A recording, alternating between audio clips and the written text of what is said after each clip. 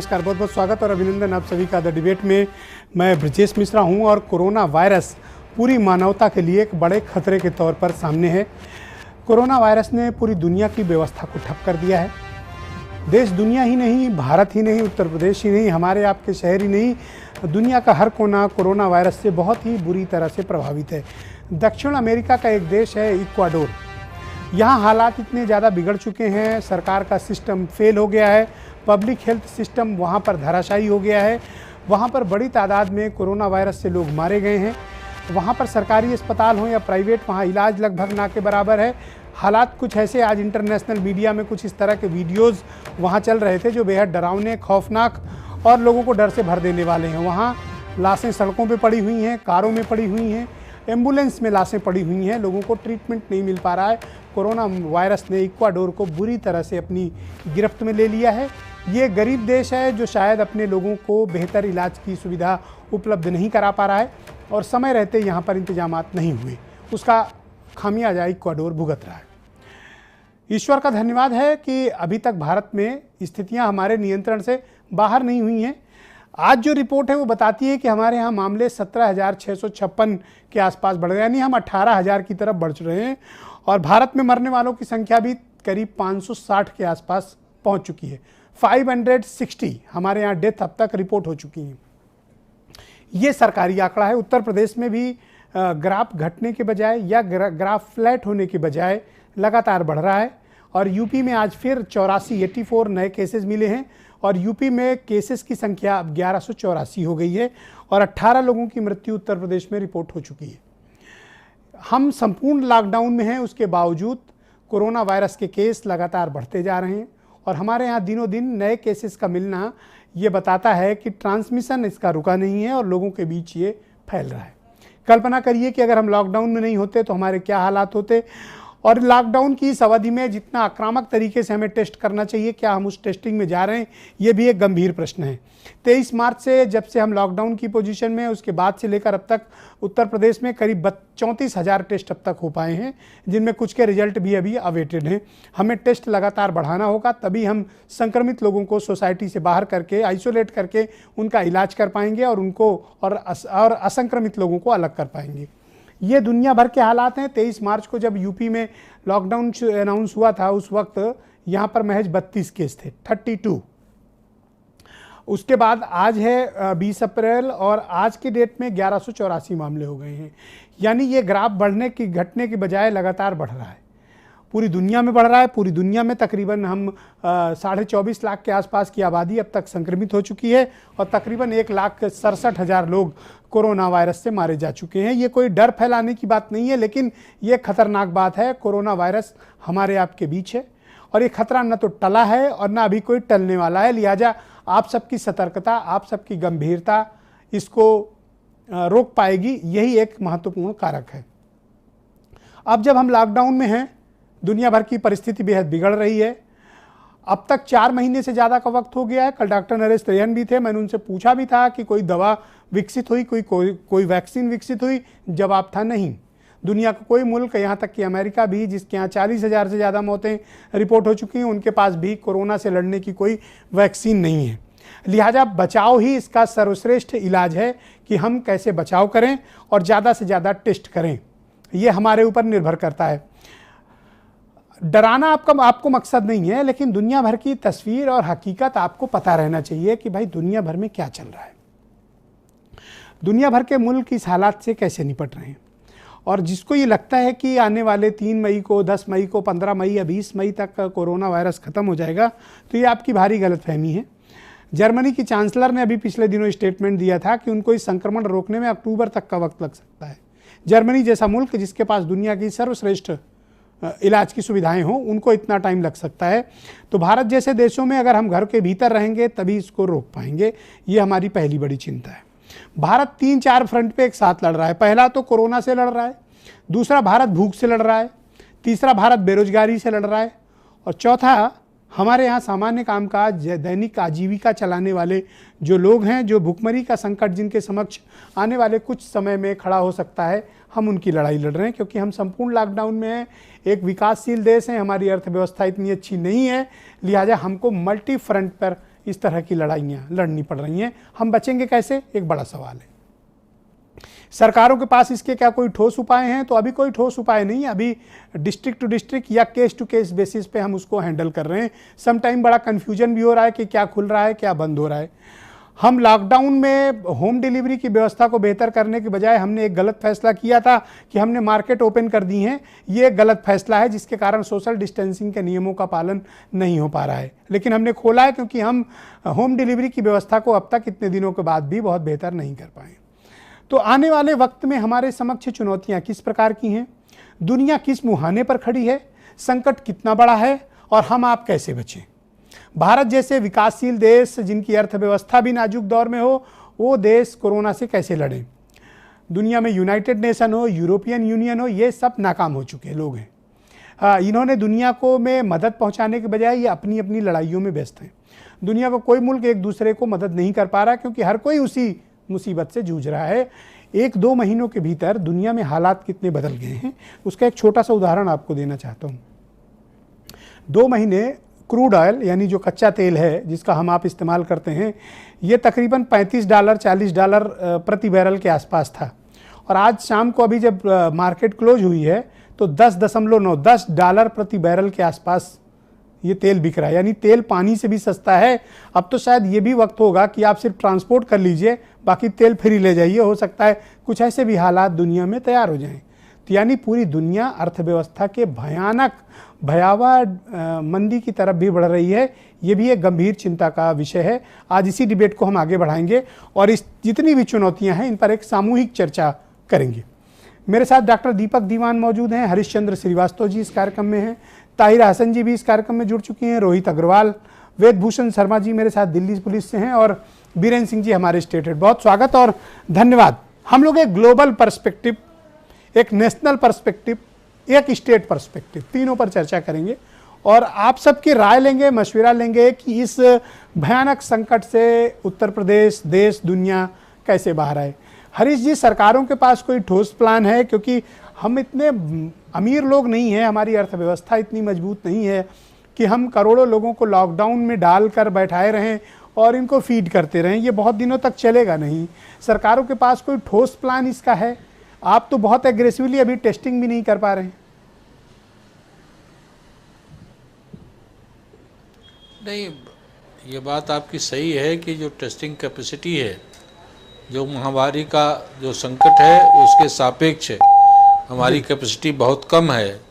लेकिन आपने देखा कि लगातार इतने दिनों में टेस्टिंग कैपेसिटी को उत्तर प्रदेश में कितनी तेज़ी के साथ बढ़ाया गया है। 2 कोवास मशीनें एक केजीएमयू के लिए एक एसजीपीजीआई में इंस्टॉल होने जा रही है जी, ताकि बहुत तीव्रता के साथ इसकी जांच को और तेज़ी के साथ किया जा सके। जांच किट भी एक बड़ी संख्या में जांच किट भी मंगाई जा रही हैं जी। तो उसको लगातार ये जो इसके महामारी के संकट को देखते हुए हम अपनी स्वास्थ्य सुविधाओं को ज़्यादा से ज़्यादा बेहतर बना सकें, ज़्यादा से ज़्यादा सुदृढ़ बना सकें, उसकी दिशा में लगातार सरकार काम कर रही है। लोगों को ट्रेनिंग दिए जाने, डॉक्टर से लेकर के पैरामेडिकल स्टाफ और सफाई के स्टाफ, सब जो इस कार्य में लगे होते हैं उनकी ट्रेनिंग से लेकर के, जी मैं क्या मानता हूं, चाहे वो दवा की बात हो, लॉकडाउन आपने किया है, बहुत बड़ा त्याग, सैक्रिफाइस भारत की सरकार ने किया है। हम सब के का अस्तित्व तो पूरी चुनौती पर लगा हुआ है, दांव पे लगा हुआ है। ये जो गोल्डन टाइम है लॉकडाउन का, इसमें आप कॉन्टैक्ट ट्रेसिंग, टेस्टिंग, आइसोलेशन और इलाज, इस पर सरकारों को अपने सारे संसाधन झोंक देने चाहिए, क्योंकि हम सब कुछ बंद करके बैठे हैं। सब कुछ बंद करने का मतलब तबाही भी होता है और पता नहीं हम कब इसको रिवाइव कर पाए। हमारे समक्ष तो अब तो अस्तित्व का संकट है। बिल्कुल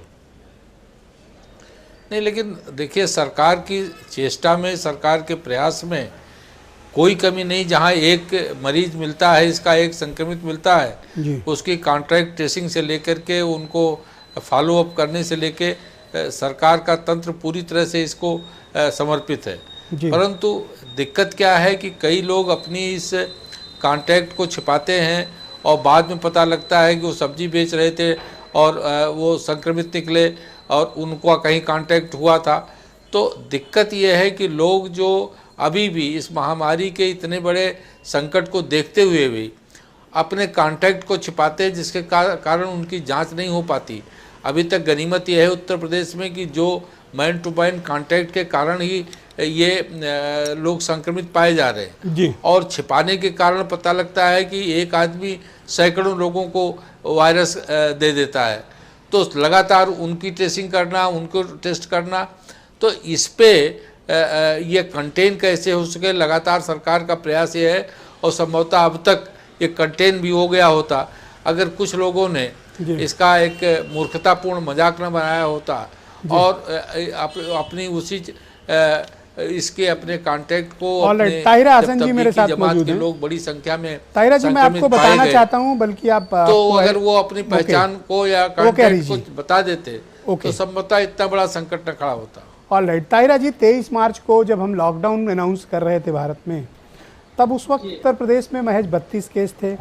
5 अप्रैल तक 278 केस थे हमारे पास, और आज जब हम आपसे बात कर रहे हैं तब तक ऑफिशियली सरकारी रिकॉर्ड बता रहा है कि 1184 केसेस मिल चुके हैं। तब तक एक भी मृत्यु नहीं हुई थी, आज 18 लोगों की मृत्यु हो चुकी है। हम संपूर्ण लॉकडाउन में हैं, उसके बावजूद नंबर ऑफ केसेस बढ़ रहा है। दुनिया के आंकड़े बढ़ रहे हैं, देश के आंकड़े बढ़ रहे हैं। बिल्कुल, देखिए ब्रजेश जी, लॉकडाउन का मतलब ही ये होता है कि आप टाइम बाय करते हैं, जिससे कि उस टाइम में आप अपनी मेडिकल फैसिलिटीज को मजबूत सुदृढ़ कर ले। यही इसीलिए हम लोग तारीफ कर रहे थे कि बहुत जल्दी सही समय से प्रधानमंत्री ने पूरे नेशनल लेवल पे लॉकडाउन कर दिया। लेकिन आपने लॉकडाउन किया, कब तक आप अंदर बंद करके रखेंगे लोगों को? बात ये, उस बीच में जो आपके पास टाइम था, आपको अपनी मेडिकल फैसिलिटीज को मजबूत करना था। आपको टेस्टिंग, मैं बार बार कह रही हूँ, टेस्टिंग करना जरूरी है, क्योंकि बहुत से लोगों में ये सिम्टम्स दिखते ही नहीं है, बहुत समय तक नहीं दिखते, तब तक वो 50 लोगों को पूरा इन्फेक्ट कर चुके होते हैं। तो आप सोचिए कि अगर आप टेस्टिंग इतने बड़े लेवल पे नहीं करेंगे और टेस्टिंग का रिजल्ट कभी, जैसे अभी गोंडा में एक परसों नरसों पता चला, हड़कंप मच गया था कि एक आदमी मर गया, उसके एक महीने बाद रिपोर्ट आई थी, कोई इस तरह की बात हो रही है। कई छोटे शहरों में जो है वो रिपोर्ट बहुत देर में आ रही है। तो ये चक्कर है, अगर आप रिपोर्ट देर में आएगी तो वो चीज जो है, जिसको ये इन्फेक्ट हुआ है जो आदमी, वो काफी लोगों को तब तक इन्फेक्शन पहुंचा चुकेगा। आप उसको जल्दी उसकी रिपोर्ट भी आए और ज्यादा लैब्स बनाइए और उसको बाकायदा आइसोलेशन में ले जाइए। अगर आप उसको आइसोलेशन में नहीं ले जाएंगे तो वो और लोगों को इन्फेक्ट करेगा, और जाहिर है अगर कहीं कम्युनिटी से इन्फेक्ट होना शुरू हो गया तो बहुत मुश्किल होगा। क्योंकि देखिए, हमने सारे डॉक्टर्स जितने हमारे पास थे, सब डॉक्टर्स हमारे लग गए, नर्सेस लग गई, मेडिकल पैरामेडिकल स्टाफ हमारा लगा, हमारी पुलिस लगी हुई है अपने परिवार को छोड़ के, हमारी नर्सेस अपने परिवार को छोड़ के वहां लगी हुई है। आप कब तक इस तरह से करेंगे कि उनको और बर्डन करते जाएंगे? बल्कि आपको जो यंग डॉक्टर्स है उनकी भी टीम लानी होगी और आपको आइसोलेशन में ले जाना होगा टेस्टिंग करके। ऑलराइट डॉक्टर दीपक दीवान, 2-3 गंभीर प्रश्न आज देश में खड़े हुए हैं, चाहे दिल्ली के केसेस हों, बॉम्बे के केसेस हों, आपके समक्ष आए होंगे, कि जिनमें जरा भी लक्षण नहीं है, ना तो उन्हें बुखार है, ना उन्हें कोई खांसी है, ना उन्हें कोई सिर दर्द है, ना उनको कोई बदन दर्द है, ना उन्हें जुकाम है। उसके बावजूद जब उनके टेस्ट कराए गए तो वो पॉजिटिव निकले, कोई लक्षण ही नहीं थे। आखिर ये वायरस का इतना बिहेवियर पैटर्न जो बदल रहा है इसका दिन प्रतिदिन, ये बहुत चिंतित करता है। देखिए, इस चीज़ के 2 पहलू हैं। एक तो इनको हम लोग एसिम्प्टोमेटिक कैरियर कहते हैं। एक पहलू अच्छा है कि जिसमें है ये उसको हानि नहीं पहुंचा रहा है, तो उसके लिए तो अच्छा है। लेकिन इसका दूसरा बहुत खतरनाक पहलू ये है कि ये डिटेक्ट नहीं हो रहा है, तो ये जो अपने कॉन्टैक्ट्स है उसमें फैल रहा है ये। तो इसका तो यही है कि इसमें टेस्टिंग करके ही पता चल सकता है, और इसमें टेस्टिंग बढ़ाने से ही ये इसका निवारण होगा। टेस्टिंग बढ़ाई जाए और ऐसे लोगों को आइसोलेट किया जाए और उनको आइसोलेशन में रखा जाए, और उनमें लक्षण आए तो उनको ट्रीट किया जाए, और जब तक वो नेगेटिव ना हो, जब तक इनके 2 सैंपल नेगेटिव ना हो, तब तक इनको आइसोलेशन में रखा जाए। तो ये इनको एसिम्प्टोमेटिक कैरियर कहते हैं, और ये बेहद खतरनाक है सोसाइटी के लिए। आज दिल्ली और मुंबई में आपने देखा होगा, मुंबई में तो तकरीबन 50 से ज़्यादा पत्रकारों में कोरोना वायरस पॉजिटिव आया, जो फील्ड में काम कर रहे थे, ये उनमें लक्षण प्रतीत हुए हैं। तो इसी को तो कम्युनिटी ट्रांसमिशन कहते हैं, और किसे कहते हैं? बिल्कुल, ये तो है कम्युनिटी ट्रांसमिशन। कम्युनिटी ट्रांसमिशन यही है। पत्रकार जो भी हैं या जिनमें भी आया, वो भी किसी ना किसी के कांटेक्ट में आए होंगे केस के, तो ये मेरे ख्याल से कम्युनिटी ट्रांसमिशन की बिल्कुल बिगनिंग है। और इसमें दिल्ली में और बॉम्बे में तो स्थिति मुश्किल हो जाएगा। दिल्ली और बॉम्बे में तो स्थिति काफ़ी नाजुक है और वहाँ पर तो केसेस काफ़ी तेज़ी से बढ़ रहे हैं। और ये आने वाले बाकी शहरों में भी ये सूचक है कि ऐसा बिल्कुल आने वाले जिन शहरों में स्थिति अभी कंट्रोल में लग रही है या कम केसेस है, आने वाले समय में उन शहरों में भी ये स्थिति बिल्कुल हो सकती है। तो इसके लिए हमें बिल्कुल तैयार रहना है और ज़्यादा से ज़्यादा लोगों के इन्वेस्टिगेशंस हों, और अगर ऐसे कोई भी एसिम्प्टोमेटिक कैरियर हैं जिनमें लक्षण नहीं आ रहे हैं, उनको तुरंत आइसोलेट किया जाए और उनको जब तक वो दो बार नेगेटिव ना हो जाए उसके बाद भी उनका 2 वीक्स तक क्वारंटाइन करने की जरूरत होती है ऐसे पेशेंट। ओके, हम क्वारंटाइन तो कर दे रहे हैं, लेकिन तमाम जगहों से शिकायतें आ रही हैं कि वहाँ कोई कंपाउंडर तक नहीं जाता, डॉक्टर तो छोड़िए, आप क्वारंटाइन कर रहे हैं तो उस वक्त का, उस अवधि का बेहतर इस्तेमाल हो। हम कांटेक्ट ट्रेसिंग करें, उनकी जांच कराएं, जिनको क्वारंटाइन में रखा हुआ है अगर किसी में जरा भी लक्षण प्रतीत होते हैं, किसी की कांटेक्ट हिस्ट्री है, तो हमें इमीडिएट उसकी जांच में जाना चाहिए। आप पूल टेस्टिंग में जाना चाहते हैं, okay fine, go ahead, no issue, but किसी न किसी तरह का उसका एक टेस्ट जरूर करिए। जो भी क्वारंटाइन हो रहे हैं उसमें टेस्ट होना चाहिए। और यहाँ पर जो अभी कल भी काफ़ी जो पेशेंट पॉजिटिव आए थे वो ऑलरेडी क्वारंटाइन में थे, उसमें से कुछ बाहर के थे, 7 बाहर के थे, और बाकी जो क्वारंटाइन पेशेंट थे उसमें लक्षण आने पर जो है उनको टेस्ट किया गया। तो क्वारंटाइन वालों का क्वारंटाइन तो करना ही है और टेस्ट भी करना है, और अगर उनमें कोई लक्षण आए तो उस हिसाब से फिर उनका इलाज भी बहुत ज़रूरी है, वरना वो फिर अपने लोगों में, बाकी लोगों में और समुदाय में इसको बीमारी को फैलने का बिल्कुल डर है और हो ही रहा है। इसकी कोई वैक्सीन बन पाई दुनिया भर में अभी? देखिए, वैक्सीन बनने का जो समय होता है उसमें किसी भी वैक्सीन बनने में 10 साल लगते हैं, तो इसको बहुत स्क्वीज़ कर दिया गया है। तो स्क्वीज़ करने के बावजूद भी इसमें 1 से 1.5 साल लगेगा। फर्स्ट स्टेज टेस्टिंग वैक्सीन की हो गई है, उसके बाद सेकंड होगी, थर्ड होगी, तो इसमें कम से कम अगर मिनिमम आप इसको बहुत स्क्वीज़ करें, बहुत टेलीस्कोपिक करें, तब भी उसमें 6 महीने लग जाएंगे और उसके बाद उसका प्रोडक्शन होगा। ये वायरस जितने भी होते हैं म्यूटेट करते हैं, कुछ वायरस जैसे हेपेटाइटिस सी हुआ, HIV हुआ, इसका आज तक वैक्सीन ही नहीं बन पाया। तो वैक्सीन बनने की होप है, लेकिन अभी वैक्सीन स्टेज 1 में ही टेस्टिंग चल रही है, और अगर वैक्सीन बनेगी तो उसमें कम से कम 6 महीने लगेंगे। एक बात बताइए, क्या दुनिया ने कोरोना वायरस का पीक देखा या पीक आना अभी बाकी है? आपका अनुभव और स्टडी क्या कहती है? नहीं, अभी पीक कुछ कंट्रीज में तो आ गया, बट दुनिया ने अभी पीक नहीं देखा है। पीक अभी देखा नहीं है, कुछ कंट्रीज में ही पीक आया है, बाकी में इसका पीक आना बिल्कुल है। अभी हमारा इतना बड़ा देश है, इसमें पीक अभी आना बाकी है, इसमें कोई शक नहीं है। अमेरिका में पीक आने वाला है, यूरोप में कुछ कंट्रीज़ में आ गया, कुछ में आने वाला है। तो अभी पूरा दुनिया ने पीक नहीं देखा है इसका, इसमें कोई शक नहीं है। हमारे लिए भी पीक बाकी है अभी? बिल्कुल, हमारे लिए पीक आना बाकी है। इसमें तो ये तो गवर्नमेंट का डाटा है कि पीक अभी आना बाकी है। कब तक, कितना वक्त लग सकता है इसमें? कम से कम अभी 4 से 6 हफ्ते लग सकते हैं पीक आने में। ये हमें इन 4 से 6 हफ्ते बहुत सावधान रहना बिल्कुल, बहुत सावधान रहना है। अभी आज का मैं डाटा देख रहा था, अभी 50% डिस्ट्रिक्ट्स में कोरोना नहीं है, लेकिन कुछ डिस्ट्रिक्ट्स में है और उनमें बढ़ रहा है, कुछ में कंट्रोल भी हुआ है। तो ओवरऑल अगर आप कंट्री का देखें तो पीक आना बाकी है, बट कुछ एरिया में ये पीक कर रहा है। और ये फ्री ब्यूरो जैसे गोवा में आया है कि वो कम्प्लीटली फ्री हो गया है, अंडमान में भी एक ही पेशेंट बचा है, तो कुछ जगह ये फ्री हो गए, कुछ एरिया हो गए हैं, बट वो एरिया वल्नरेबल हैं। सब हम लोग इतने क्लोजली नेट एरियाज हैं, इतने वेल कनेक्टेड हैं, इतने पोरस बॉर्डर्स हैं हम लोगों के स्टेट्स के, डिस्ट्रिक्ट्स के, तो वो वल्नरेबिलिटी तो अभी बनी हुई है और अगर आने वाले कुछ समय तक बनी रहेगी, उसमें कोई शक नहीं है। ऑलराइट, वेदभूषण जी, बहुत शुक्रिया आपका। मैं आपसे जानना चाहता हूं कि पुलिस एकदम फ्रंट लाइन पे है इस पूरे प्रकरण में, कोरोना वायरस में जो कुछ भी लॉकडाउन पूरे देश में चल रहा है, पुलिस वालों के समक्ष किस प्रकार की चुनौतियां आ रही हैं? क्या पुलिस वालों को पर्याप्त PPE किट या दस्ताने या आप लोगों को बाकी मेडिकल इक्विपमेंट्स दिए गए हैं? क्योंकि पुलिस सबसे फ्रंट लाइन में रह के इस लॉकडाउन में कोरोना के खिलाफ लड़ाई में है। आप लोग के समक्ष क्या चुनौतियां हैं? फोर्स थक तो नहीं रही है? आपके पास रिजर्व पुलिस फोर्स वगैरह सब मौजूद है ताकि आने वाले समय में अगर ये अवधि बढ़े तो आप लोग हैंडल कर पाएं? जी राजेश जी, ब्रिजेश जी, ये अप्रत्याशित रूप से एक विपत्ति पूरे हिंदुस्तान पर, पूरे विश्व पर आई है। इसके लिए कोई तैयार नहीं था, ना पुलिस डिपार्टमेंट तैयार था, ना डॉक्टर, ना केवल हिंदुस्तान, पूरा विश्व इसके लिए तैयार नहीं था। ये टाइम कमी निकालने का नहीं है। बहुत से लोग चैनल पर बैठकर कमी निकालते हैं सिस्टम में। ये अचानक विपत्ति है जिसका हम लोग फेस कर रहे हैं, तैयारी कर, रास्ते ढूंढ रहे हैं।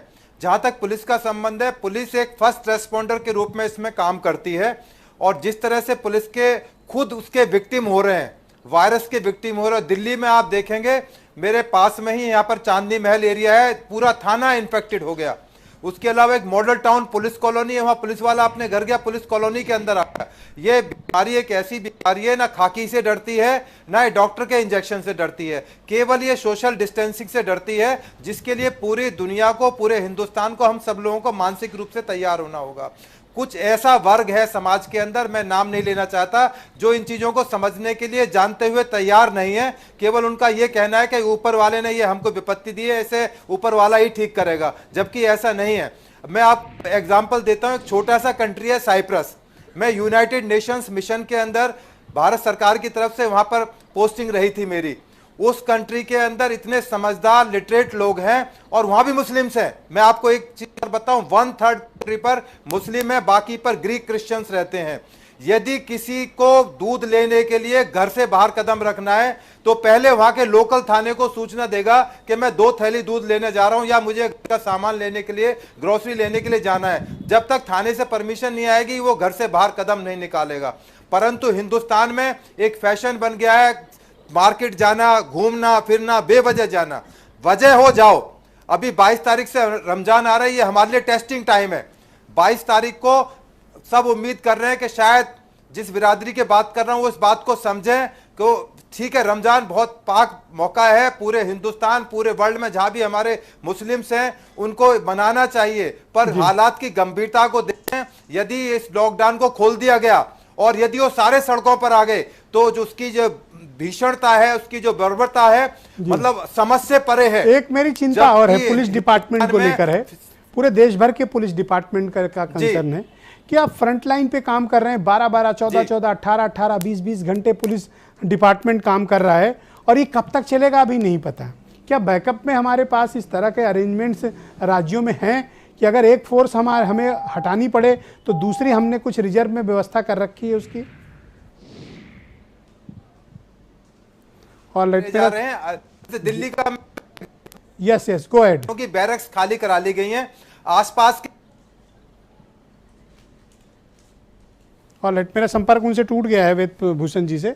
मैं कोशिश करूंगा कि उन तक मैं दोबारा पहुंचूं और उनकी राय को सम्मिलित करूं। मेरे साथ रोहित अग्रवाल हैं, राष्ट्रीय लोकदल के प्रवक्ता हैं। भाई रोहित जी, उत्तर प्रदेश 2-3 फ्रंट पे लड़ रहा है। एक फ्रंट है कोरोना का, दूसरा फ्रंट है भूख का, तीसरा फ्रंट है बेरोजगारी का, चौथा फ्रंट है ग्रामीण क्षेत्र के लोगों की, किसान भाइयों की, मजदूरों की समस्या का, पांचवा फ्रंट है दैनिक आजीविका, जो डेली बेजेस के लोग हैं उनकी समस्या, शहरी क्षेत्र के लोगों की अपनी अलग दिक्कतें हैं, इंडस्ट्री वगैरह सब बंद पड़ी हुई हैं, बाजार बंद पड़े हुए हैं।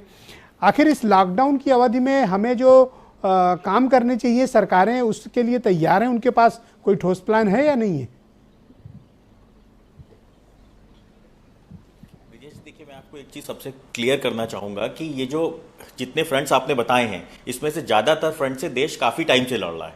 तो कोरोना की वजह से जो एक फ्रंट तैयार हुआ है, वो शायद एक खाली कोरोना जो एक थिंग है, वो है कि कोरोना से हमको एक नई लड़ाई लड़नी है। इसके अलावा अभी मैं देख रहा था कि सब लोग ये कह रहे थे कि भाई हम इस चीज़ के लिए क्रिटिसाइज ना करें। देखिए, हमारे पास कोई दवा नहीं है, हमारे पास कोई वैक्सीन नहीं है, तो हमारे पास एक ही ऑप्शन है कि जो इनविजिबल, जो हमारा एनिमी है, हम उसको मार दें। तो हमें कोरोना के वायरस को मारना है अपने देश से। उसको मारने का सिर्फ एक ही तरीका है कि आप सैनिटाइजेशन बहुत बेटर करिए, और कहीं ना कहीं आप जो आपके केसेस हैं उनको ट्रीट कर पाइए। अभी जो भारत ने लॉकडाउन किया है, इसके अंदर ना तो वो किसानों की समस्या को कहीं भी हैंडल कर रहे हैं। देखिए, हम भूखमरी में हम कभी नहीं जाएंगे। अगर आप किसानों की समस्या को हैंडल कर लीजिए, तो हम कभी भी हमारा देश के अंदर, क्योंकि हमारे देश की जो रीढ़ है, जो अर्थव्यवस्था की रीढ़ है, वो है खेती और किसानी। तो हम भुखमरी में कभी नहीं जाएंगे, ये बिल्कुल मैं आपको मतलब इस चीज के लिए मैं आपको निश्चिंत करना चाहता हूं। लेकिन उसके लिए हमें जो किसान है उसके मनोबल को नहीं टूटने देना है। उसके लिए हमें किसानों के लिए काम करना पड़ेगा और हर फ्रंट खोल के काम करना पड़ेगा। अभी तक हमने किसानों के लिए जो पैकेज दिया है वो सिर्फ एक आई वॉश है, वो सिर्फ एक धोखा है। उसमें कहीं ना कहीं हमें किसानों को, जैसे अभी इन्होंने खरीद की बात की कि हम किसानों की खरीद करेंगे गेहूं की, वो आपने सेंटर्स खोल दिए, 10-10 किलोमीटर दूर किसान कैसे जाएगा भाई? आपके कोई भी ट्रांसपोर्टेशन अलाउड नहीं है, कुछ भी नहीं है, आपको किसान के खेत पे जाके खरीद करनी चाहिए। करेक्ट, लेकिन सरकार कहीं भी जिस ये गुड आइडिया कि किसान के खेत पे जाके खरीद करिए, तो आप, दैट्स अ गुड आइडिया। तो देखिए, अगर आप किसान को बचा लोगे तो आप भुखमरी से बच जाओगे। और रही बात कोरोना की, तो कोरोना को हराने का सिर्फ और सिर्फ एक तरीका है कि अपनी मेडिकल फैसिलिटीज को आप इंप्रूव करिए। देखिए, जो अभी रैपिड टेस्टिंग किट की बात करते हैं, ये भी एक आई वॉश है, इसके अलावा कुछ नहीं है। क्योंकि कल जब दिल्ली में एसिम्प्टोमेटिक जो बिना लक्षण शो किए हुए जो 165 केसेस आए हैं, इस तरीके के केसेस पीसीआर टेस्टिंग से ही पकड़े जा सकते हैं, रैपिड टेस्टिंग किट से नहीं पकड़े जाएंगे किसी भी हालत में। तो ये जो रैपिड टेस्टिंग किट है, ये भी एक तरीके का आई वॉश है। तो सरकार को इन सब आई वॉश से बचना है और जुमलेबाजियों से बचना है। सरकार को एक्चुअली फील्ड पे और काम करना लॉकडाउन की पड़ेगा, अवधि में तभी हमें ज्यादा से इस ज्यादा कोरोना को हम टेस्ट हरा करके पाएंगे। संक्रमित लोगों को अलग करना है। ऑलराइट, हाँ, ज्यादा से ज्यादा बिल्कुल हमें टेस्ट करने हैं। और हमको ये चीज देखना है कि चाहे वो इंडस्ट्री फ्रंट पे हो, चाहे वो किसान के फ्रंट पे हो, और चाहे वो मिडिल क्लास के फ्रंट पे हो, हमको किसी को छोड़ के नहीं हमारे साथ जुड़ चुके हैं। भाई वीरेन जी, क्या अपडेट है उत्तर प्रदेश से आपके पास? आज क्या क्या इनिशिएटिव्स लिए गए, क्या गुड न्यूज़ है? क्या अभी भी हमारे पास बुरी खबरें हैं? नंबर ऑफ केसेस अभी भी बढ़ रहे हैं? जो तमाम फूड और सप्लाई चेन है, इनके क्या हालात हैं? इलाज के फ्रंट पे क्या कुछ चल रहा है उत्तर प्रदेश में? विजय जी, देखिए, आज उत्तर प्रदेश के 3 नए जिले चपेट में आए हैं। लेकिन अच्छी बात यह है कि 8 जिले कोरोना मुक्त भी हुए हैं। बरेली है, शाहजहांपुर है, बाराबंकी है, प्रयागराज है, लखीमपुर है। ये सब जिले जो है, हाथरस है, ये लोग आज कोरोना मुक्त हो गए हैं। यहाँ एक भी पेशेंट नहीं है। लेकिन सुल्तानपुर, मऊ, एटा, यहाँ पर एक एक मरीज मिल गया है। और लखनऊ में 179 मरीज हैं इस समय, और नोएडा भी 100 पहुंच गया है, और आगरा 241। ओके। तो मौत की 52 जिले करीब उत्तर प्रदेश के चपेट में है इस समय, और 18 लोगों की करीब मौत की पुष्टि है। यानी यूपी में 52 डिस्ट्रिक्ट तक, जो 40-41 था, वो अब हम 52 डिस्ट्रिक्ट में केवल 23 जिले हमारे पास बचे हैं जहां पर ये नहीं फैला। हाँ, 52 जिलों तक पहुंच चुके हैं कोरोना के पेशेंट। ओके। अच्छा, एक चीज आपने अभी ये सवाल किया था कि अभी ये पीक आया है या नहीं। हाँ, किया था, बिल्कुल। तो किया। आज ICMR की एक रिपोर्ट है कि अभी पीक हिंदुस्तान में नहीं आया है। My God. हिंदुस्तान में पीक आना बाकी है, और 30 अप्रैल तक आएगा। यानी कि आज 20 तारीख है, और आने वाले 10 दिन में कोरोना के मरीजों की संख्या बहुत बेतहाशा बढ़ने वाली है। ये भारत सरकार के Indian council of medical research की रिपोर्ट है। और दूसरा, संक्रमण बढ़ेगा, जांच तेजी से होंगी, चीजें आएंगी, उसके बाद ये थोड़ा डाउन होगा मई में। ये सब बातें सुनने को मिल रही हैं, हो रही हैं। लेकिन सबसे बड़ी बात यह है, जो स्वयं पर संयम रखने की बात है, और हम सरकार के नियमों का, लॉकडाउन की गाइडलाइन का कितना पालन करते हैं, तमाम तरह की बातें इस पर होती रही हैं, होनी भी चाहिए। लोग घरों में ऊब रहे हैं, जिनके पास पैसा नहीं है, जिनके पास खाने पीने की व्यवस्था नहीं है, तमाम सारी इस देश में दुश्वारियां हैं। गरीबों का यह देश है। जी ब्रजेश जी, आप सवाल खड़ा करते रहे हैं इस देश में जो बड़े बड़े लोग हैं, जो पूंजीपति हैं, जो ब्यूरोक्रेट्स हैं, जो राजनेता हैं, जिन दुधन्ना सेठ हैं, कि उनका व्यापार हर साल बढ़ता है। IAS अफसर की जो ACR है वो एक्सीलेंट है, लेकिन उत्तर प्रदेश गरीब कैसे रहता है, उत्तर प्रदेश पिछड़ा कैसे रहता है? जब हर अफसर एक्सीलेंट काम कर रहा है तो प्रदेश फिसड्डी कैसे है? वाह, बहुत बड़ा $1 मिलियन क्वेश्चन आपने है ना? किया। आई अप्रिशिएट यू, मैं तो आपकी सराहना करता हूँ। इसीलिए एक साहित्यकार ने, ब्रजेश जी ने लिखा था कि कौम के गम में डिनर खाते हैं हुकाम के साथ, और रंज अफसर को तो बहुत है मगर आराम के साथ। करोड़ों की बात कह दी भाई वीरेन जी। डॉक्टर साहब सहमत है ना? जनता मर जाए लेकिन उनको कोई बहुत असर पड़ने वाला नहीं है। बड़ी बड़ी गाड़ियों में, बंगलों में बैठ के लोग मौज मस्ती कर रहे हैं। कुछ अधिकारी हैं संवेदनशील हैं। सरकार करीब 17 से 19 जिले ऐसे हैं जहां की जिला अधिकारी और SP की कार्यशैली से नाराज है। उन पर कब कार्रवाई करती है, क्या करती है, बहुत सारी बातें हैं। लेकिन पूरी दुनिया में 1.25 लाख लोग मर चुके हैं कोरोना से, और 22 लाख लोग इस समय पीड़ित हैं। हिंदुस्तान में ये फिगर नहीं आने देनी है। इसका संकल्प हमको लेना है, और हम हर रोज ये संकल्प दोहराते हैं कि हमें घर से नहीं निकलना है, हमको ताजी सब्जी के लिए रोज चौराहे चक्कर नहीं लगाना है, रोज चटिया लगा के शाम को कॉलोनी में बातचीत नहीं करनी है। लेकिन लोग मान नहीं रहे हैं, और सरकार ने एक नई और गाइडलाइन दी है। ये हम लोगों का एटीट्यूड इतना बेपरवाही वाला क्यों रहता है वीरेन जी? आप तो लोगों के बीच रहते हैं, थोड़ा क्या दिमाग है इन लोगों का? थोड़ा डॉक्टर साहब को बताइए, समझना चाहते हैं। ब्रजेश जी, हमारे यहाँ समझाने से कम और डंडा से ज़्यादा समझते हैं लोग। डॉक्टर साहब तो दवाई लिखने वाले आदमी, वो क्या समझेंगे? अगर पुलिस आज पिटाई करने लगती लखनऊ में तो बहुत सारी चीज़ें काबू में आ जाती। साहब कहते हैं लोग सब पुलिस से ही उम्मीद करते हैं लोग, तो क्या करें? आपस में झगड़ा करे आदमी तो वो पुलिस फिर आएगी। तो पुलिस अगर जो काम कर सकती है इस दुनिया में, सारा काम जब पुलिस उत्तर प्रदेश में कर रही है तो ये भी करे।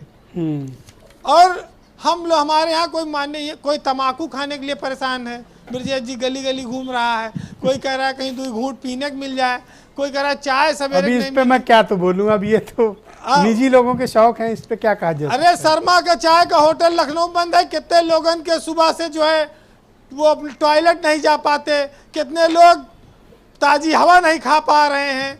ये सब 40 दिन का एक प्रतिबंध लोग नहीं झेलने को तैयार हैं। ये मनमानियों का समाज है, ये नियम कानून लोकतंत्र का बहुत ज्यादा फायदा लोग उठाते रहे हैं। बहरहाल हम लोग जी उम्मीद लोगों से यही अपील करते रहे और करते रहेंगे। लेकिन अगर नहीं मानोगे तो अस्पताल में पहुंचोगे, क्वारंटाइन होगे, 14 दिन निकल नहीं पाएंगे, अपने आप समझ में आ जाएगा। और फैलाएंगे भी बाकी लोगों में। सबसे जरूरी तो यही है, अपना तो हानि करेंगे, दूसरों की भी हानि अब करेंगे। तो सरकार ने ये कह दिया है कि जहां 2 लोग मरीज कोरोना पॉजिटिव होंगे हम उसको हॉट स्पॉट बना देंगे। सील कर तो हॉट स्पॉट बनेगा तो सीलिंग हो जाएगी, तो सीलिंग हो जाएगी तो ये जिनको बीड़ी तम्बाकू और दारू की जरूरत है ये सब धरी रह जाएगी।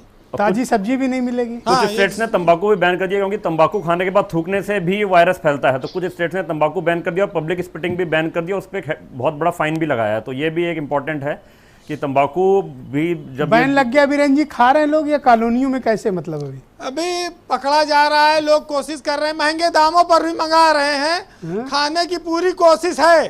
देखिए नशा मानता नहीं है, नींद नहीं आती, दारू पीने वाले को 2-2, 3-3 बजे रात तक बिस्तर में छटपटाता है, तो तमाम सारी परेशानियां बताता है, घर वालों पे गुस्सा करता है, तमाम सारी। यहाँ पर इस देश की माया विचित्र है, इसको ब्रजेश जी जंजीर में बांध दो तो ये न मानेंगे, ये दीवार तोड़ के निकल जाएंगे, वो लोग हैं। बहरहाल कोरोना ने कुदरत के उस चीज़ का एहसास कराया है कि जो अदृश्य सत्ता बैठी है, जो बहुत बार लोग ये समझते थे कि कुदरत से भी वो विज्ञान आगे हो गया। अभी आपकी बात सुन के ये रोहित इतना सन्नाटे में क्यों चले गए हैं? हो सकता है कोई शौक रखते हो, पता नहीं शौकीन हैं कि नहीं। अग्रवाल साहब नहीं वीरेंद्र जी, आप बहुत अच्छी तरीके से जानते हैं, हम तो शराब के विरोधी हैं। नहीं और तो अच्छी नहीं, मैं आप कैसी बात कर रहे हैं? मैं तो पहले कह रहा हूँ आप अचानक से बहुत गंभीर हो गए, इस पे हम लोगों ने चर्चा की। कोरोना ने कुदरत की महत्ता को समझाया है हमको। कुदरत ने जो इस पृथ्वी पर हरियाली गायब हो रही है, अत्यधिक भीड़ बढ़ रही है, डिमांड बहुत ज़्यादा है, सप्लाई बहुत कम है जी, तो ये सब चीज़ों का कहीं ना कहीं कोरोना पर भी असर है। 4 लाइनें मैं कहूँगा जी कि कुदरत का कहर भी जरूरी था साहब, वरना हर कोई खुद को खुदा समझ रहा था। और जो कहते थे कि मरने तक की फुर्सत नहीं है, वे आज मरने के डर से फुर्सत से घरों में बैठे हैं। बहुत बहुत शुक्रिया आपका वीरेन जी, बहुत बहुत धन्यवाद। बहनों भाइयों, एक छोटे से ब्रेक के लिए रुकेंगे। ब्रेक के बाद आपको देश दुनिया, उत्तर प्रदेश और क्या हालात हैं कोरोना के, किस तरह से दुष्प्रभाव ये दुनिया के दूसरे देशों पे डाल रहा है, किस तरह से स्पेन, फ्रांस, इटली, यूरोप के दूसरे देशों में, ब्रिटेन में, अमेरिका में, इटली और भारत में समस्याएं बढ़ गई हैं।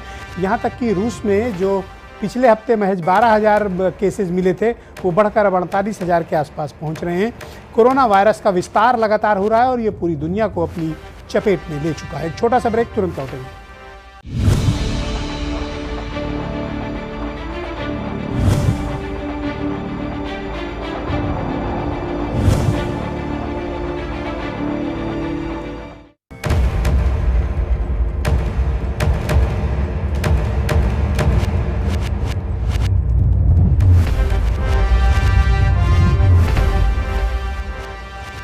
इस बीच रूस ने अपनी टेस्ट करने की कैपेसिटी से दुनिया को चौंकाया है।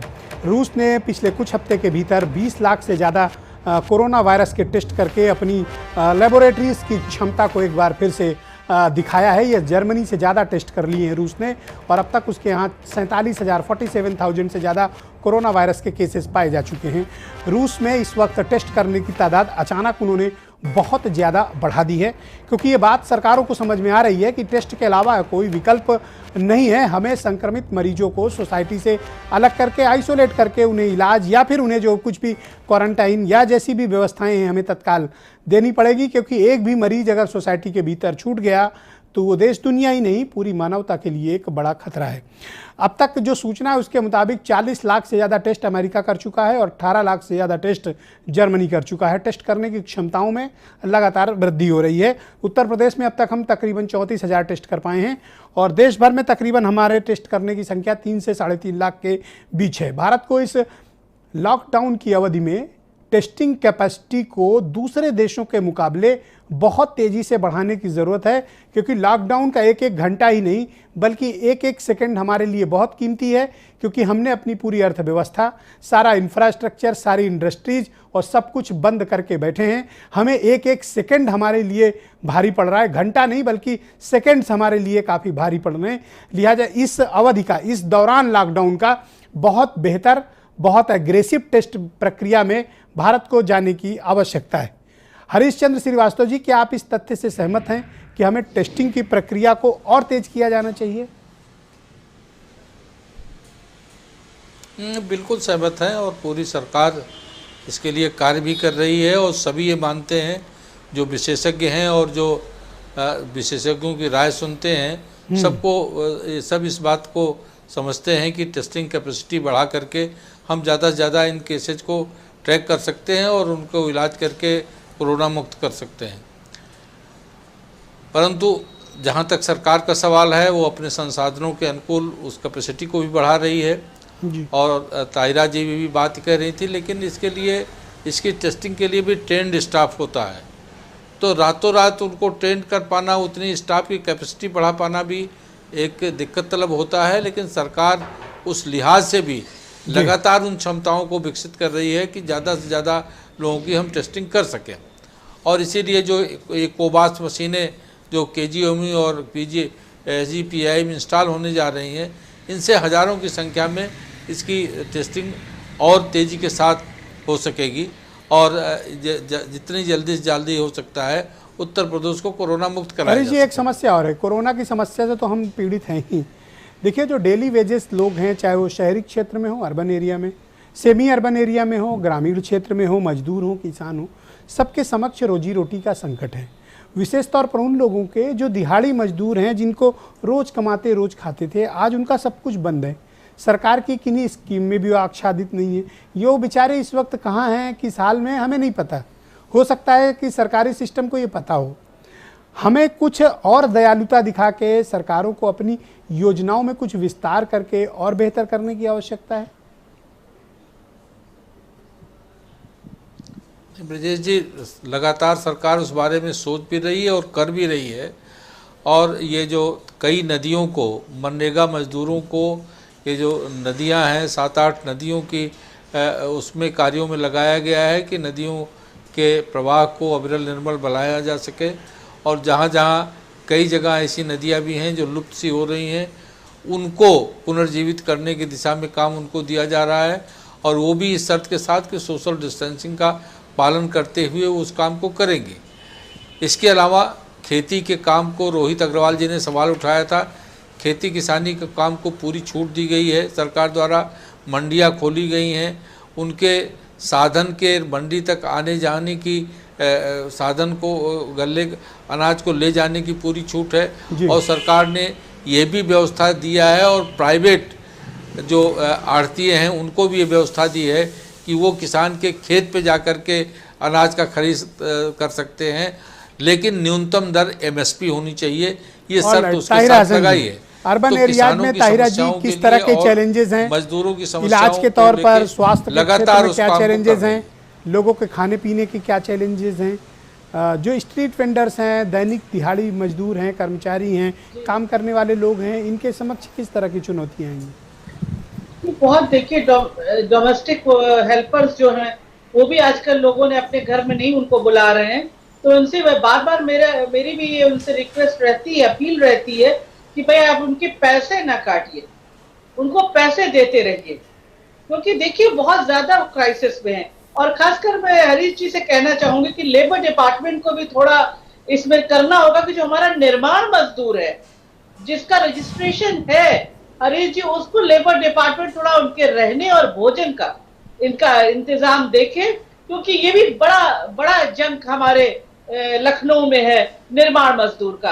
और 786 तो हमारे यहाँ मलिन बस्तियां हैं, इसमें कुछ बस्तियों में मैं जा चुकी हूँ, तो उन बस्तियों की हालत भी बहुत खराब है। एनजीओ बांट रहे हैं, लेकिन मैं फिर कहूंगी एनजीओ के बल पे नहीं चल सकता ये सर, इसको थोड़ा देखना होगा, क्योंकि भूख जो है ये इंसान को मैं बार बार कहती हूँ कि सड़क पे ला देगी, और जितनी मेहनत हमने लॉकडाउन अभी जो कम्युनिटी किचन वो सब बेकार जाएगी। और सरकार और प्रशासन द्वारा जो खाना बांटने की व्यवस्था थी, इसमें लॉकडाउन 2.0 में थोड़ी शिथिलता आई है। 1.5% स्पेंड करते हैं, ब्रिजेश जी इसको बढ़ाना होगा। ऑलराइट, हम ये देख रहे हैं कि लॉकडाउन 2.0 में ताहिरा जी, जो पहले दौर में प्रशासन का रोल था लोगों तक खाना पहुंचाना, कम्युनिटी किचन का, ये सब व्यवस्थाएं अब थोड़ी शिथिल पड़ती जा रही हैं। बिल्कुल वही मैं कह रही हूं। और वो शिथिलता अब स्पष्ट प्रतीत हो रही है कि लोगों के समक्ष खाने का संकट हो रहा है। बिल्कुल, देखिए खाने का संकट हो रहा है, लोग खाने के लिए परेशान हैं। कई बार मेरे पास फोन आता है, दोबग्गा से एक फोन आया कि हमारे पास भोजन नहीं है, तो वो जो एक्शन एड वाले कर रहे हैं, हमने उन्हें फोन किया कि प्लीज आप इसको पहुंचाइए, जो हो हम आपको देते हैं, आप इसको पहुंचाइए वहां भोजन। तो इस तरह मैं चाहती हूँ कि सरकार अपने किचन पे और स्टार्ट। अब सरकार कह रही है कि साहब हम जियो टैगिंग करेंगे कि कहाँ कहाँ खाना बट रहा है। हरीश जी प्रॉब्लम्स है, हम इसको समझते हैं, लेकिन मुझे लगता है कि आप भी अपनी सरकार से कहिए और सेक्टर को भी समझना होगा कि जीडीपी का जो 1.5 पे है, इसको बढ़ाना चाहिए। हाँ यस हरीश जी 10 सेकंड रिस्पॉन्ड करें प्लीज, गो अहेड। ब्रजेश जी, आपको तो ये इसकी जानकारी है ही, मैं आपके चैनल के माध्यम से सभी को ये जानकारी देना चाहता हूँ कि किसी को भी, देखिए सरकार ने जिन लोगों के राशन कार्ड नहीं थे, जो उसके नियम थे उसको शिथिल करते हुए कम से कम 1.5 लाख राशन कार्ड ऐसे बनाए जो उस नियमों के तहत नहीं थे, और उनको भी आदरणीय योगी जी का स्पष्ट दिशा निर्देश है कि उनको भी बिना पैसे के अनाज और जो सुविधाएं हैं सरकार द्वारा प्रदत्त वो दी जाए। इसके अलावा 107 पे हरीश जी आप बांट रहे हैं, सरकार के निर्देश जारी हो रहे हैं, आपने अपने गोदाम खोल दिए, आप अपना खजाना खोल दे रहे हैं, वेरी गुड, आई अप्रिशिएट। लेकिन आप इसका थर्ड पार्टी ऑडिट कराइए, आपके पास इतनी बड़ी पार्टी है, आप लोग खुद ऑडिट करिए, जाइए देखिए। ये जो अधिकारी बता रहे हैं ना, दरअसल फील्ड में ऐसा नहीं है। आप इन अधिकारियों के इल्यूजन और इनके काल्पनिक दुनिया से बाहर आइए, फील्ड में हालात दूसरे हैं। और मैं तो आपसे कहता हूं, सलाह देता हूं, आप थर्ड पार्टी ऑडिट करिए, अपने पार्टी के कार्यकर्ताओं को लगाइए जो ऑडिट करें और देखें कि कहां समस्या है, सरकार क्या दे रही है, लोगों को क्या मिल रहा है। थर्ड पार्टी ऑडिट करिए, कहां पहुंचा रही है भोजन। यस हरीश जी गो अहेड। आपकी सलाह सिरोधार्य है, लेकिन मैं आपके चैनल के माध्यम से एक और अपील करता हूं कि जहां किसी को कोई दिक्कत हो, वो मुख्यमंत्री की हेल्पलाइन 1076 पे, 112 पे, 1070 पर अगर अपनी बात दर्ज करा देगा तो जो जहां है उसको मदद वहीं पहुंचेगी, उसकी समस्या का समाधान वहीं पे होगा, चाहे वो कहीं हो, प्रदेश के किसी कोने में, किसी गांव में हो, किसी का वेदभूषण जी समाधान की व्यवस्था। क्या हम राशन डिस्ट्रीब्यूशन में और खाने के डिस्ट्रीब्यूशन में पुलिस सिस्टम का कोई इस्तेमाल कर सकते हैं क्या? क्योंकि पुलिस, मेरा मानना है कि अगर उस तक खाना पहुंच जाएगा तो सही हाथों तक पुलिस पहुंचा सकती है, क्योंकि आप फोर फ्रंट पे हो, आप एकदम फ्रंट लाइन पे खड़े हुए हो, और पुलिस से ज़्यादा बेहतर नेटवर्क हिंदुस्तान में किसी का नहीं हो सकता। मुझे लगता है कि थोड़ा एडिशनल पेन है, लेकिन क्या आपका सिस्टम तैयार है कि अगर इस तरह की डिलीवरी प्रोसेस में आपको लगाया जाए तो आप हैंडल कर लेंगे? बिल्कुल, मैंने आपको एग्जाम्पल दिया था जब पहले मैं बोल रहा था, तो मैंने साइप्रस एक कंट्री का एग्जाम्पल दिया था, छोटा सा कंट्री। यदि वहां किसी को कोई चीज की जरूरत पड़ती है तो वहां अपने थाने में एसएमएस करता है, मुझे दवाई चाहिए, खाना चाहिए, मुझे ब्रेड चाहिए, मुझे ये परेशानी है, वो तुरंत उसका रेस्पॉन्ड करते हैं। तो चूंकि ये अचानक आई हुई विपत्ति है तो इसका सॉल्यूशन निकलेगा टाइम के हिसाब से। परंतु मैं आश्वस्त करना चाहता हूं, जिस हिसाब से सरकारें काम कर रही हैं, देश काम कर रही है, और जिस प्रदेश में आप बैठे हुए लखनऊ के अंदर, वहां के जो सीएम साहब हैं योगी जी, उन्होंने आज जो लोगों के लिए एक उदाहरण दिया है उसको पूरी दुनिया को वो नहीं भूलना चाहिए। उनके पिताजी की मौत हो गई, वो अपनी फादर की डेथ में नहीं गए हैं, वो इस प्रदेश की आपकी सेवा में लगे हुए हैं। माननीय मोदी जी 24 घंटे में 18 घंटे काम कर रहे हैं। तमाम पुलिस प्रशासन और आप दिल्ली और यूपी, तमाम हिंदुस्तान के अंदर केवल और केवल एक अटेंशन है, कैसे हम इससे निकल के अभी क्या है, अभी एडमिनिस्ट्रेशन काम कर रहा है फूड डिस्ट्रीब्यूशन में, कि कम्युनिटी किचन में एनजीओज काम कर रहे हैं, और एडमिनिस्ट्रेशन की अपनी एक सिविल सप्लाई की चेन है वो करे। अभी पुलिस सिस्टम को इससे सॉरी दूर रखा गया। मेरी सलाह है कि क्या हम पुलिस को इस सिस्टम से जोड़ सकते हैं?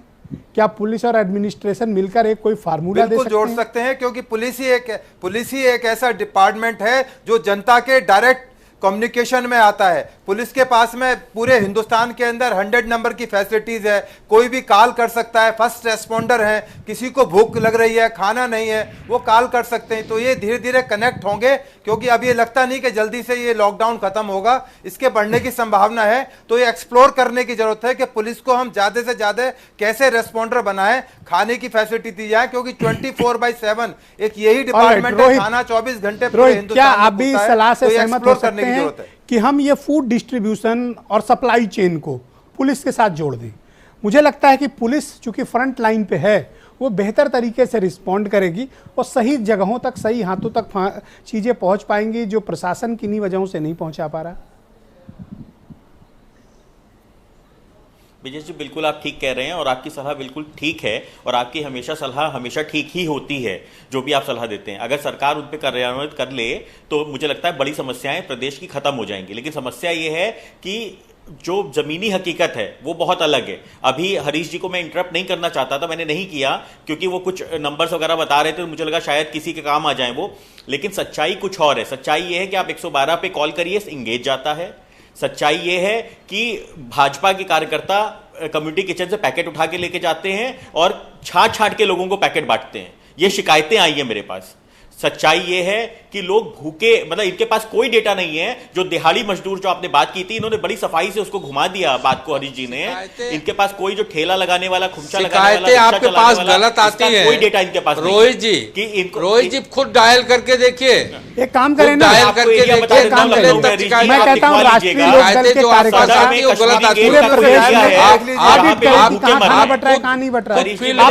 इसीलिए नहीं किया था, गलत शिकायतें मत दर्ज जा सके, क्योंकि हम सब अपने घरों से हैं, हम सब अपने अपने घरों से हैं। इसीलिए मैंने आपको इंटरप्ट नहीं किया था। मैं चाहूंगा कि आप भी इंटरप्ट ना करिए, क्योंकि मैं राजनीति नहीं करना चाहता हूं। भारतीय जनता पार्टी हर चीज में राजनीति ढूंढ रही है। ठीक है, रोहित, ऐसा क्यों नहीं करते हैं कि आप लोग कर रहे हैं, इसलिए आपको इंटरप्ट कर रहा हूं। हरीश जी बोल रहे हैं, आप राजनीति कर रहे हैं इसीलिए आपको इंटरप्ट कर रहा हूं। हाँ, तो इंटरप्ट, मैं आपको एरिया भी बता रहा हूं। सदर में कश्मीरी गेट के पीछे का एरिया है, वहां पे लोग भूखे मर रहे हैं, स्थिति है। आप जाके जांच करवा लीजिए, आप वहां पे बंटवा दीजिए राशन। ठीक है, आप हम नहीं कह रहे कि हमने कहा, हम तो ये कह रहे हैं कि वहां पे लोग भूखे हैं, वहां पे आप राशन पहुंचवा दीजिए। मुझे लगता है कि भला हो जाएगा लोगों का, कम से कम वहां के। एक काम क्यों नहीं करते? तो रोहित लिसन हरीश जी, 1 मिनट रुकिएगा।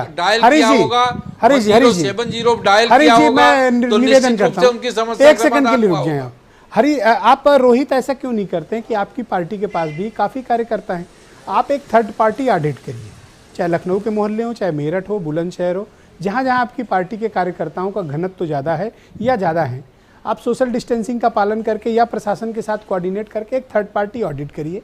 आप सरकार को बताइए, ऑफिशियली ईमेल करिए, मीडिया को भी जारी करिए उसमें, और हम लोग को भी लूप में रखिए। बताइए कि भाई फील्ड में क्या चल रहा है, जितने दावे किए जा रहे हैं उसकी हकीकत क्या है, किन किन सेंटर्स में क्या क्या प्रॉब्लम्स आ रही हैं। पॉलिटिकल पार्टी का काम सिर्फ इलेक्शन में वोट मांगकर सत्ता हासिल करना नहीं है, वो आपके लिए भी लागू है, हरीश जी के लिए भी लागू है, सपा बसपा कांग्रेस के लिए भी लागू है। आप लोग राजनीति से ऊपर उठकर, इलेक्शन मैनेजमेंट से ऊपर उठकर थोड़ा जनहित के कुछ काम करें। सरकारों से कहीं चूक हो रही है, कोई विलंब हो रहा है, कोई परेशानी है, आप उसको पब्लिक डोमेन में डालिए, हम लोग को बताइए। रोहित ब्रिजेश जी, इसीलिए मैं आपकी जो सलाह है वो बिल्कुल सराखों पे है, और जो ऑडिट वाली बात है हम बिल्कुल करने को तैयार हैं। इसके साथ साथ जहां जहां जरूरत होती है वहां हमारी पार्टी की तरफ से एडवाइजरी जारी हुई है, और जो अति संभव मदद है वो हमारी पार्टी के कार्यकर्ता अपने क्षेत्र में कर रहे हैं। जिन जिन लोगों तक मदद चाहिए उन लोगों तक हम कच्चा और पका हुआ राशन पहुंचाने की कोशिश कर रहे हैं। हम इसके साथ साथ, क्योंकि एक बहुत बड़ा वास्ट एरिया है और सरकार ये क्लेम कर रही है कि हम कहीं ना कहीं काम कर रहे हैं, तो उस काम को हम चाहते हैं कि लोगों तक पहुंच जाए, डॉक्टर दीपक दीवान, पहुंच जाए। अमेरिका एक ऐसा मुल्क है जिनके पास दुनिया में प्रति लाख आबादी पर सबसे ज़्यादा वेंटिलेटर हैं, सबसे सर्वश्रेष्ठ चिकित्सा सुविधाएं हैं। आज मैं डेटा देख रहा था तो मुझे थोड़ी हैरानी हो रही है और डर भी लग रहा है अमेरिका की तरफ देख के कि उनके यहाँ तकरीबन 8 लाख की तरफ बढ़ रहा है उनके यहाँ केसेस का मिलना, और 41,000 के आसपास अमेरिकन की मृत्यु हो गई। और दुनिया की सुपर पावर शांत बैठी हुई है, वो कोई व्यवस्था या कोई ऐसा मैकेनिज्म नहीं दिख रहा है। पीक भी आना बता रहे हैं वहाँ, बाकी है अभी क्या पीक होगा उनका? देखिए, इसमें मैं बता दूं कि वेंटिलेटर सिर्फ जो है श्वास प्रणाली को सपोर्ट करता है, वो कोई ट्रीटमेंट नहीं है। और ये पाया गया है स्टडीज़ में कि जो पेशेंट वेंटिलेटर पे गया उसमें से बहुत कम मरीज ही वापस निकले हैं। और उन्होंने एक, हम लोग कहते हैं DNR, डू नॉट रिससिटेट, मतलब जो मरीज मर रहा है उसको हार्ट पंपिंग वगैरह ना करी जाए, तो उन्होंने इशू किया हुआ, बिकॉज वो जानते हैं कि सब कुछ करने के बावजूद भी वो मरीज जीवित नहीं बचेगा। वेंटिलेटर सिर्फ एक थोड़ा सा समय लेने के लिए, और कुछ मरीज ही वेंटिलेटर से बाहर आ पाते हैं। तो मेन इसमें ट्रीटमेंट वाइज यही है कि इसमें अर्ली डिजीज़ को किया जाए, ऑक्सीजन की जब जरूरत हो ऑक्सीजन किया जाए, साफ सफाई रखी जाए, पेशेंट का न्यूट्रिशन मेंटेन किया जाए, उसको कोई सेकेंडरी इन्फेक्शन, मतलब कोरोना के अलावा कोई इन्फेक्शन ना हो, अगर मरीज गुर्दे का है तो उसको डायलिसिस किया जाए और सपोर्ट किया जाए। वेंटिलेटर सिर्फ एक सपोर्टिव थेरेपी है टाइम बाय करने के लिए, और जो पेशेंट वेंटिलेटर पे गया है वो पूरी दुनिया में आंकड़ा यही कहता है कि बहुत कम मरीज वेंटिलेटर से बाहर निकल पाए हैं। तो आज मैं कुछ इंटरनेशनल रिपोर्ट्स देख रहा था, बड़ा देख के द्रवित भी हुआ, बड़ा दुख भी हुआ कि वहाँ पर तमाम ऐसे केसेस आए कि जहाँ पर कोई उम्मीद नहीं थी, तो वेंटिलेटर का स्विच ऑफ करना पड़ा। वही मैं कह रहा हूँ, डू नॉट रिससिटेट का मतलब यही है कि अब इसमें कुछ मेहनत ना करी जाए, और जो संसाधन है, तो क्या स्विच बंद कर देते हैं? स्विच बंद नहीं करते। DNR का मतलब होता है कि अगर मरीज का श्वास रुक गई है और दिल रुक गया है तो उसमें पंपिंग ना करी जाए और बाकी चीजें ना करी जाए। वो भी इसलिए है ताकि जो संसाधन, लिमिटेड संसाधन है, वो जो मरीज बच सकते हैं, हम लोग ट्रायज कहते हैं कि जो मरीज बच सकते हैं उसमें इस्तेमाल किया जाए, और जिनमें उम्मीद नहीं है उसको अपने संसाधनों को, अपनी मैन पावर को उसमें ना व्यर्थ लगाया जाए। आपने अपनी लाइफ टाइम में ऐसे कोई सिनेरियो देखा है? आपने अपनी लाइफ टाइम में ऐसे सिनेरियो देखे हैं डॉक्टर साहब? नहीं, बिल्कुल। हमारी लाइफ टाइम में भी, ऑल्दो यूथनेसिया जो मर्सी किलिंग है वो इंडिया में लीगलाइज नहीं है, बट कुछ पेशेंट्स ऐसे होते हैं जो टर्मिनली इल हैं, उनको मल्टीपल प्रॉब्लम्स है, हार्ट की प्रॉब्लम है, किडनी की प्रॉब्लम है, ब्रेन की प्रॉब्लम है, शुगर है, एज बहुत ज़्यादा है। तो ऐसे पेशेंट्स में रिलेटिव्स भी कहते हैं कि हम और इलाज नहीं कराना चाहते, और जब हम लोगों को भी लगता है कि इसमें समय और पैसा व्यर्थ होगा, तो फिर उसमें हम लोग अपने एफर्ट्स उसको दूसरी तरफ डायरेक्ट, तो हमें घर पे ही रहना पड़ेगा और कोई तरीका नहीं। बिल्कुल, इसमें और कोई तरीका नहीं। Social distancing, isolation, social distancing, case recognition, अगर केस है तो उसका आइसोलेशन एंड क्वारंटाइन जब तक वो नेगेटिव ना हो जाए तब तक करना है, और इसमें कोई तरीका पूरी दुनिया में अभी हमें नहीं दिख रहा है। बहुत बहुत धन्यवाद, और आप सभी का भी बहुत बहुत शुक्रिया इस कार्यक्रम को देखने के लिए।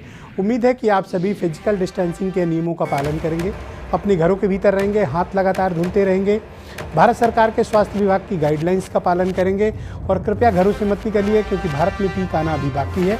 दुनिया खतरे में है, हम सब खतरे में हैं।